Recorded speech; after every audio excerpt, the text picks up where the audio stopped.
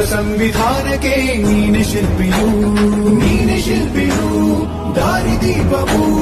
ನೀನೆ ಕಲಿಸಿಕೊಟ್ಟೆ ಸಮಾನತೆಯನು ಏಕತೆಯನು ರಾಷ್ಟ್ರ ಸಂವಿಧಾನಕ್ಕೆ ನೀನೆ ಶಿಲ್ಪಿಯು ನೀನೆ ಕಲಿಸಿಕೊಟ್ಟೆ ಸಮಾನತೆಯನು ನಿನ್ನ ಲೇಖನಿಯ ಬರಹ ದೇಶ ಗರ್ಜನೆ ಒಂದು ಮಾತು ಕೂಡ ಭೀಮ ಗರ್ಜನೆ ನಾಯಕ ನೀನು ಭೀಮರ ಮಹಾನಾಯಕ ನೀನು ಭೀಮರ